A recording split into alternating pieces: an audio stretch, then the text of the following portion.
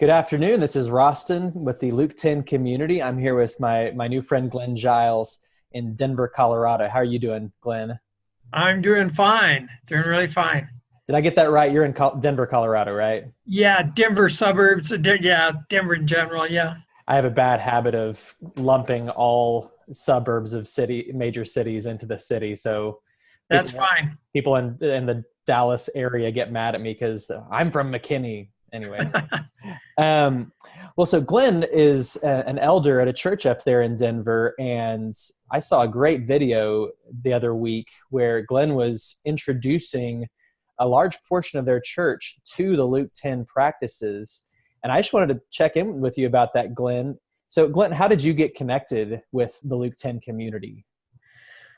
We had some members that were learning how to do a manual prayer, as well as some of the Life Model Works materials. And I think it was there that we met with John White.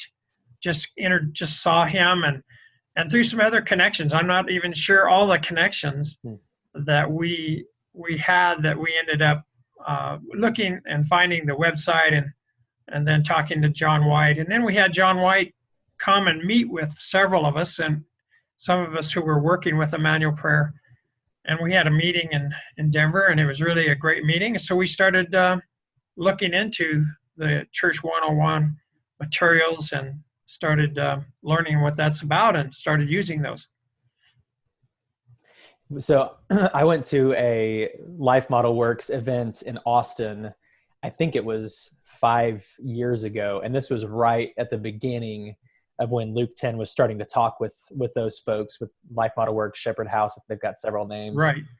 and it was so interesting because there was no connection at that point in time, and I was a little skeptical that it would even happen.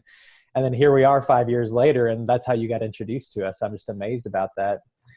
Um, so with the video that I saw, you were explaining kind of a theological background or a biblical basis for why it's good to use the Luke 10 practices. And then you actually had people check in up there on stage. So that's the last thing that I've seen from this. What's your hope for this partnership? For what's your hope for using Luke 10 in your church? Well, I think it's sort of novel in many ways because we're more of an institutional church. We're not a house church. And yet, Mm-hmm. our church is organized around what we call Bible talks, Bible study groups who function something like a house church during the week. And so everyone is divided up into those. They choose where they want to go. Everyone is divided up into those little small groups. And so what we've been doing is and we all meet together then on Sunday there's 2 or 3 different locations at different times of the year. And we all meet together as one big group about 3 or 4 times a year. So we're sort of doing the best of both worlds where you have the house church idea and you also have the big church idea and you get the blessings of both.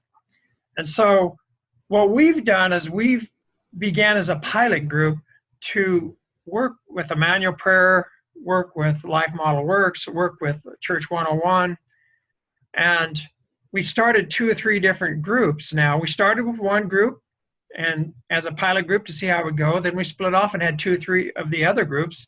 And now we have other groups outside in our Northwest region that are also wanting to learn about it. So as that happens, I go and introduce it to them and we try to mentor them and help them to do the check-in. And it's really helped build the joy level on each group I've seen is just growing more and more. And so it's really been great just to see it happen. And so it's been sort of organically happening within our church. But as people feel the blessings, they see the people that are helping each other, they see God working in their lives to bring the joy that they need. It just sort of is gradually growing. In fact, I just had another person today say that they want us to go introduce to them in one of our Spanish speaking groups. So All right. we've got to figure that out with translation, but I think that'll work. Well, we do have some folks who have done a lot of work with Luke 10 in Spanish speaking countries. So we need to make sure that we connect you with them. Okay. Yeah. That's really encouraging. There's so many churches who talk about how small groups in their church are the place where community happens, and that's the place where, if you want to be part of spiritual family, that's the real center of that. But then they don't know what to do in those times to help community grow, to help the family grow. And so what they end up doing is they just like have, discussions about the sermon, or it's mostly head work and it's not a lot of heart work. And so I'm really encouraged to hear the way that y'all's church is kind of flipping that around and diving into the heart work of the small community. Yeah, and each one of our Bible talk leaders or our Bible study group leaders is actually in charge of that group. And so they're actually the shepherds, if you will, link between of everybody in the whole church. And so one of our biggest foci has been to focus on the heart. We've come out of a background where we didn't do that, and we saw what damage it had. And so we're really trying to focus on that. That's awesome. So in your mind, what would you like to see happening next with these groups and with your church? I want to just continue to see them grow in their relationship with Jesus and their connection and their ability to hear his voice and what he's saying to them, specifically through the Bible as well as through nature and through each other. And then one of the next steps we need to work on more is praying Luke 10:2 and really seeing the outreach part. We have visitors coming, but we haven't focused on that as much. We're trying to get our groups healthy. Then I think that'll normally happen. And as that happens, I think it'll spread to maybe all the different Bible study groups. There's probably about, 60 or 70, I don't know, in the Denver area. Wow. And so if that happens, that'll be great. And some of them may choose not to do that. And so we're not trying to force it on anybody. We're just trying to show that it has been a help to many people and encouraging them to try it. So I'm hoping that it'll spread as to many as it can, because it's been a blessing. Has a great healing effect on whatever you've gone through, whatever trauma you may have gone through, whatever issues you may have gone through, whatever the situation. And it fits for visitors too, people that aren't Christians too. And they come in and they identify almost immediately with being able to share where they're at, because in our world that doesn't happen. And so we're trying to create a safe context in which they can do that. And we've seen that happen with several people who have come.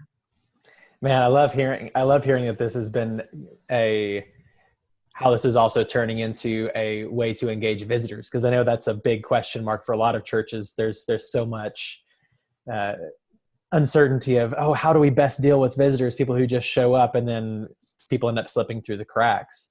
I love hearing 10:2b as a possible answer for that, because when these groups are praying that, then they're looking right. And as we have many different people come to the big church meeting, our people that are also there that lead our Bible study groups, but also the other Bible study groups, they mingle with them and try to share what they're learning.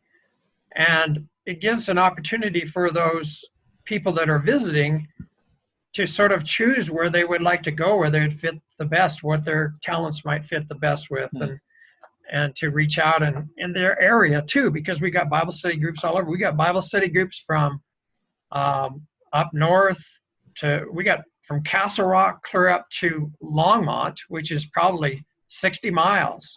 Wow. Or more. But they're positioned in different parts of the whole area, such that they can reach out to their own area. That's really good. And another thing that this reminded me of is, I have a friend who once told me that if you want to see change happen in an organization, you don't mandate the change.